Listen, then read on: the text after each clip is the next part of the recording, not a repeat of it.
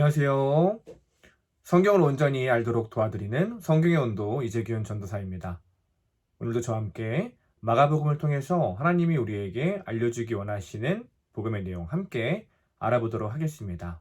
오늘 본문은 마가복음 10장 23절부터 31절까지의 내용입니다. 저와 함께 오늘 본문 읽고요. 그 내용 살펴보도록 하겠습니다. 예수께서 둘러보시고 제자들에게 이르시되 재물이 있는 자는 하나님의 나라에 들어가기가 심히 어렵도다 하시니 제자들이 그 말씀에 놀라는지라. 예수께서 다시 대답하여 이르시되 얘들아, 하나님의 나라에 들어가기가 얼마나 어려운지 낙타가 바늘기로 나가는 것이 부자가 하나님의 나라에 들어가는 것보다 쉬우니라 하시니 제자들이 매우 놀라 서로 말하되 그런즉 누가 구원을 얻을 수 있는가 하니 예수께서 그들을 보시며 이르시되 사람으로는 할 수 없으되 하나님으로는 그렇지 아니하니 하나님으로서는 다 하실 수 있느니라. 베드로가 여짜와 이르되 보소서, 우리가 모든 것을 버리고 주를 따랐나이다.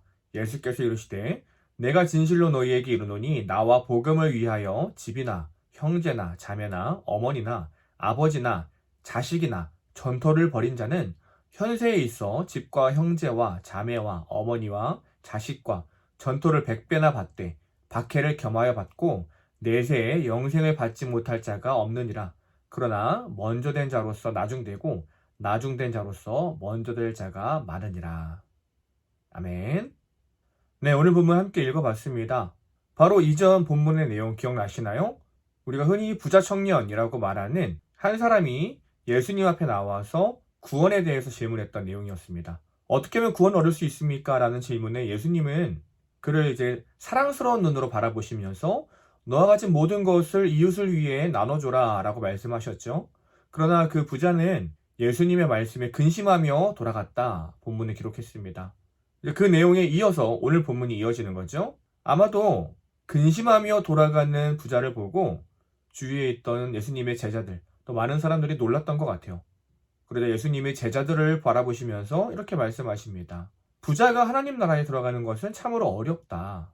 그러자 24절에 바로 이어서 제자들이 예수님의 말을 듣고 깜짝 놀랐다 기록하고 있습니다. 그 말은 뭐예요? 제자들의 생각, 그들의 일반적인 생각은 부자라면 더 하나님 나라에 들어갈 수 있는 확률이 높은 거 아닌가라고 생각을 했다는 것이죠. 그러자 예수님이 계속 이어서 말씀하십니다. 부자가 하나님 나라에 들어가는 것이 정말 어렵다. 그리고 우리가 잘 아는 말씀을 얘기하시죠. 부자가 하나님 나라에 들어가는 것보다 낙타가 바늘길을 통과하는 것이 더 쉽다 말씀하십니다. 사실 말이 더 쉽다는 얘기지 이게 가능하다는 얘기인가요? 낙타가 바늘길을 통과할 수 있습니까? 없습니까? 불가능하죠. 근데 그것이 더 쉽다 말하는 것은 부자가 하나님 나라에 들어가는 것은 거의 불가능에 가깝다라고 이야기를 하는 거예요. 그러자 제자들이 놀라면서 수군거리기 시작합니다. 그렇다면 과연 누가 하나님 나라에 들어갈 수 있느냐? 서로 이제 질문을 하기 시작하는 거죠. 그래서 예수님께서 또 말씀하십니다. 원래 굉장히 중요한 말씀인데요. 27절 말씀입니다. 사람은 할 수 없지만 하나님께서는 하실 수 있다. 하나님께서는 모든 것이 가능하다라고 말씀하십니다. 지금 예수님이 말씀하시는 것은 단순히 물질, 부에 관련된 것을 말하는 것만은 아닐 것입니다. 앞선 본문에서 예수님께 낙심하며 돌아갔던 그 사람, 그리고 오늘 예수님의 제자들이 생각하고 있었던 가치관은 무엇이에요? 물질처럼 어떤 나의 열심, 나의 결과물, 내가 할 수 있다고 생각을 했다는 것이죠. 이렇게 열심히 살고 이렇게 노력했다면 그래도 나에게 가능성이 있지 않습니까? 라는 접근 방식을 가지고 있었다는 거예요. 그런 사람들에게 오늘 예수님은 분명히 말씀하십니다. 아니다. 사람은 할 수 없다. 너희들의 열심으로는 할 수 없다. 어떠한 물질도, 어떠한 노력도, 어떠한 너희들의 최선의 방법도 하나님 나라에 들어가는 데 있어서는 도움이 되지 못한다. 너희들의 힘으로는 불가능하다 말씀하십니다.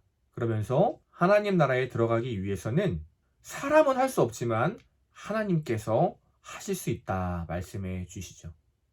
우리의 구원, 나의 힘으로 이룰 수 있는 것이 아니라 온전히 하나님께 달려있다 말하고 있는 것이죠. 마가복음을 통해서 지금까지 예수님이 계속해서 말씀하셨던 내용입니다. 죄인된 우리의 힘으로는 구원을 이뤄낼 수 없다. 우리의 열심과 노력으로는 아무것도 할 수 없다. 주님 앞에 나와서 주님을 붙드는 것. 우리가 해야 할 것은 단 한 가지죠. 주님, 나의 힘으로는 아무것도 할 수 없습니다. 나를 불쌍히 여겨주십시오. 예수님 앞에 낙심하며 돌아갔던 그 부자가 했어야 할 반응도 무엇입니까?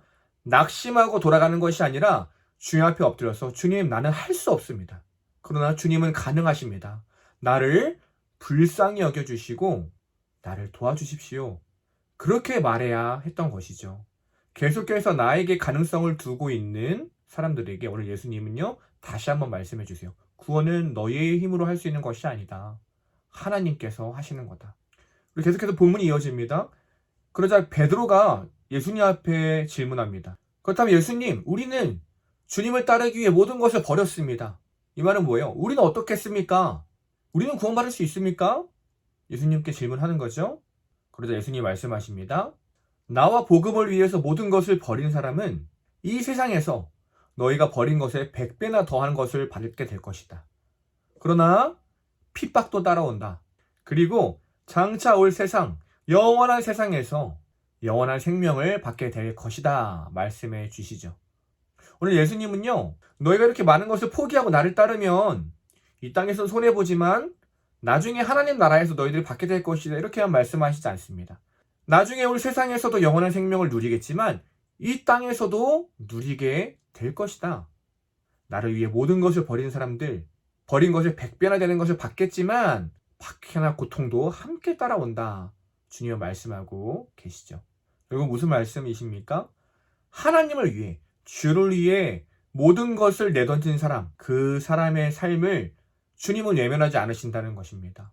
반드시 책임지신다는 것이죠. 물론 그 삶에는요, 박해가 따릅니다. 고통이 따릅니다. 그러나 그 박해와 고통조차도 감당할 힘을 주시죠. 그리고 결국에는 주님이 계신 그 영원한 세상에서 주님과 영원하게 살아갈 수 있는 생명 또한 우리에게 허락해 주십니다. 결국 오늘 이 본문들, 우리가 2주 전부터 계속해서 살펴봤던 이 10장의 내용들, 10장의 가장 전반부는 어떤 내용이었습니까? 이혼 증서에 대한 이야기였어요. 그리고 바로 앞선 본문, 부자 청년에 대한 이야기였습니다. 우리 이어서 오늘 이 마지막 본문, 다 어떤 이야기를 하고 있습니까? 우선순위에 대한 이야기를 하고 있는 거예요. 너희들의 우선순위는 과연 무엇이냐? 하나님이냐 나이냐? 말씀이냐 너의 생각이냐? 어디에 가치를 두고 있느냐? 아직도 나의 생각과 나의 가능성에 가치를 두고 있진 않니? 그것으로는 할 수 없다. 그것은 악하다. 그것은 소망이 없다. 하나님께 소망을 둬라. 하나님을 붙들어라. 말씀을 붙들어라. 우리에게 말씀하고 계시는 거죠. 결국 하나님의 뜻대로 사는 사람, 어떤 사람입니까? 나는 할 수 없음을 항상 고백하고요. 주님을 붙들고 주님의 긍휼하심을 구하며 살아가는 사람이죠. 계속해서 올라오는 나의 욕심들, 나의 욕망들 주님 앞에 내려놓고 주님, 저는 할 수 없습니다. 주님, 저를 불쌍히 여겨주십시오. 제가 가지고 있는 것들보다, 제가 살아가고 있는 것들보다 주님을 더 사랑하게 하여 주옵소서. 주님, 계속해서 다른 것에 눈 돌리려고 하는 저를 불쌍히 여겨주시고 저의 마음 붙들어 주십시오. 주님만을 가장 사랑하게 하여 주옵소서. 그렇게 고백하며 나갈 때 주님이 그 삶 붙들어 주시죠. 그리고 그 삶을 책임져 주십니다. 성도의 삶이 무엇인지 오늘 본문을 통해 또 분명하게 우리에게 말씀해 주고 계신 예수님이십니다. 그렇다면 오늘 본문 한 문장으로 요약하면 어떻게 요약할 수 있을까요? 이렇게 요약해 볼 수 있을 것 같습니다. 하나님을 위해 살면 하나님이 책임지신다. 우리의 가장 최우선순위는 누구입니까? 바로 하나님입니다. 다른 것을 다 버리라는 말씀이 아니에요. 다 중요하죠. 가족 중요합니다. 물질 중요해요. 그러나 그것보다 가장 우선순위 되어야 할 것이 무엇입니까? 바로 하나님입니다. 하나님을 가장 사랑하고 하나님을 가장 우선으로 여기며 살아가는 삶, 그렇게 하나님을 위해 살아가는 사람, 그 사람의 삶은요, 하나님께서 붙들어 주시죠. 책임져 주십니다. 이 땅에서 우리 한몸된 공동체, 교회를 통해서 더 많은 복과 사랑을 받게 하시고요, 하나님의 자녀로서 살아갈 수 있는 형통함과 평안과 기쁨과 행복을 우리에게 허락하여 주시고요. 때로는 고난과 핍박이 오겠지만 그것을 능히 감당할 수 있는 능력 또한 우리에게 허락해 주십니다. 그리고 장차 이 땅에 임할 하나님 나라에서 영원하게 살아갈 수 있는 생명을 우리에게 허락하여 주시죠. 우리의 시선과 방향이 계속해서 나를 향하는 것이 아니라, 안으로 향하는 것이 아니라 밖으로 주를 향해 향하며 주님을 붙들고 나아가는 하나님의 백성 되기를 소망합니다. 이번 2022년 또 내가 살아가는 것이 아니라 주님께서 살아가게 하십니다. 나는 할 수 없지만 주님은 하십니다. 그렇게 주를 위해 살아가는 저 여러분, 우리 모든 성도님들 되시기를 간절히 소망합니다. 오늘도 끝까지 함께 해주셔서 감사합니다. 다음 주에 만나요.